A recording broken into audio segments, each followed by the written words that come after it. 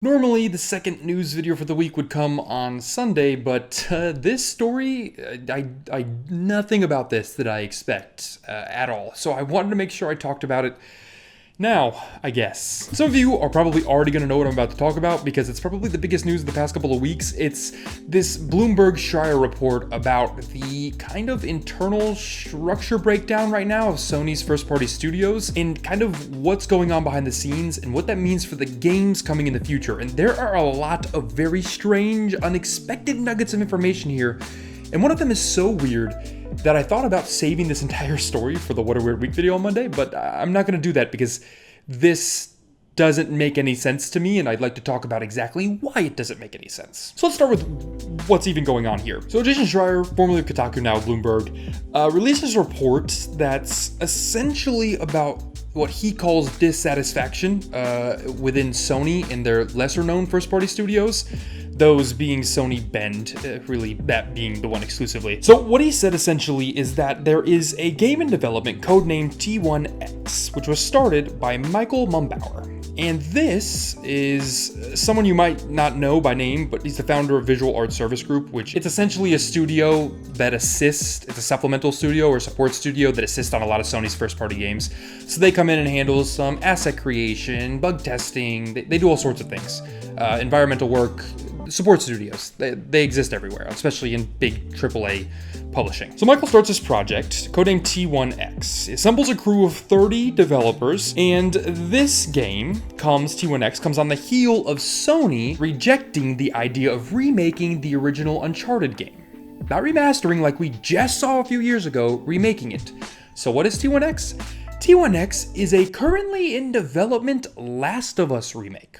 That's right, the game that just came out in 2013 and was remastered a year later for PS4 is getting a full-blown remake. And here's where things get a little bit strange. Mumbauer assembles this team after they pass on the Uncharted remake, but Sony insisted on keeping the team a secret, and also refusing to offer them the budget necessary to finish the game. Head of PlayStation Studios Herman Holst says the project is too expensive, and so Mumbauer's team gets moved to support development of The Last of Us 2. So the support studio remains a support studio, even after being given this full remake release, which could have been a big deal for them, so you could see why this might upset some people, but I can't go further into this. I don't mean to get too tall desky here, but I can't go further into this article without talking about what is going on. Who asked for Sony to remake The Last of Us? Let us not forget that The Last of Us Part 2 is less than a year old. Not only is it less than a year old, but it was an extremely polarizing release to begin with. I don't know what's going on at Sony, but Jordan said something the other day that I thought was funny. He said that Naughty Dog is starting to seem like the Last of Us studio. I don't disagree at all. This is really weird. I assume that this remake is in development simply because the show with HBO is right around the corner, but I can't understand what is going on inside Sony. Yes, Last of Us sold very well. It won a lot of Game of the Year awards, but at the same time, absolutely no one is asking for a 7-year-old game to get the development resources to be remade instead of Naughty Dog moving on and putting those resources somewhere else. And this is where things get interesting. Shire sources say that The Last of Us Part 2 got completed, and then Sony moved multiple Naughty Dog developers onto The Last of Us remake, and the remake effectively became a Naughty Dog project, completely removing Mumbauer's team from it altogether almost. So what does Mumbauer and that team do? They just leave Sony. They're sick of it. They don't want anything to do with this. They bounce. What's really interesting about this, in general, is that he also says that Sony Bend pitched a Days Gone sequel, Days Gone 2, after the game's release in 2019, but Sony rejected the idea. It's worth pointing out that this isn't that crazy. I actually liked Days Gone, but at the same time, I don't think it sold to expectations, and it left the gaming zeitgeist immediately. There is no one talking about Days Gone at this point at all. It's likely because it was the 9 millionth video game about zombies in Sony's catalog alone. It was fun. There was motorcycles. You had to get gas and stuff, I guess, but it's not going to get a sequel. So what does Sony do? They move Bend's developers onto 2 Naughty Dog projects. A multiplayer game, which I think everyone knows is the standalone Last of Us multiplayer game, and a new Uncharted project. But then things go even further south. Some Bend staff leaves the studio feeling like their autonomy and decision-making prowess has been taken away, and the leadership allegedly goes to Sony and asks to be moved off of the Uncharted games development. So Sony said, hey, Sony Bend, you made a good game, but let's come back and just do the same thing you've been doing. Remember, Sony Bend is the same people that before Days Gone made Uncharted Golden Abyss for the Vita, and it doesn't sound like they did that, and we're super happy about it either, apparently. Then Eurogamer reports that Sony Bend was developing an Uncharted game, possibly a prequel, and it was intended as a reboot for the series. After all this, Sony goes, all right guys, you don't want to do this, you don't have to, and takes Bend off the Uncharted project all together. There's a lot of really weird stuff going on here that I want to talk about really quickly. The first thing is, what is happening inside Sony Studios right now? This is a strange level of turmoil for studios that have seen a lot of success. The problem with success, though, is it sets a very high bar. You know, you don't go out and knock out an opponent in the first round and come back and, you know, go 5 rounds for a decision. That's just not how this works. People expect you to do it again. And I think Sony's feeling the weight of those expectations and is pushing that weight onto developers, which is never healthy and never ends well. But what I really want to talk about here is Naughty Dog. What is going on there? First off, The Last of Us multiplayer, this is, I know, polarizing thing to say. I had more fun with The Last of Us multiplayer than I did The Last of Us single player. The Last of Us multiplayer was one of my favorite multiplayer experiences of the last 10 years, period. If you haven't experienced it, it is a great time. But then Naughty Dog made the decision, or Sony in conjunction with Naughty Dog, to hold a multiplayer release or not worry about multiplayer until after the launch of Last of Us Part 2.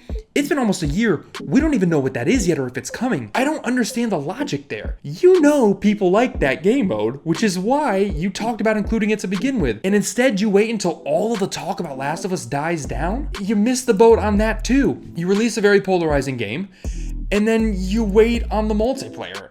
I don't understand that logic whatsoever. And I think what's more interesting to me now is that what this story tells me is that Sony is very much so prioritizing projects outside of gaming right now. And I think that they are hoping that the Last of Us TV show in development at HBO is a chain breaker for them, in the sense that video game adaptations have not gone particularly well in general. The Uncharted movie has been in development for 7 years. I think originally Mark Wahlberg was attached to play Nathan Drake. That's how long that movie has been in development. Not only that, but the BioShock movie has been in development forever. Video game adaptations don't go particularly well. And I think Sony views this HBO opportunity as a way to break that chain and bring in a lot of money, both kind of cross-promoting each other, right, from the gaming space. So I think this Uncharted remake, this Last of Us remake, only exists to promote the show and vice versa. I think it's gonna come out alongside the show, and I just don't know who it's for and who's asking for it. But more pertinently, I think what's really, really interesting and that makes this point even more clear is that Sony's 2 options here were an Uncharted 1 remake and a Last of Us remake. Uncharted movie launching this year, Last of Us HBO show, same thing. So I think it's pretty clear that Sony's getting into the space now like that we saw with Ratchet & Clank remake, which makes a lot more sense, by the way, where they did the animated movie and alongside it released the remake. That made more sense because that game was like 10, 15 years old, I think, 2 gens old. It was a PS2 game. That makes dramatically more sense.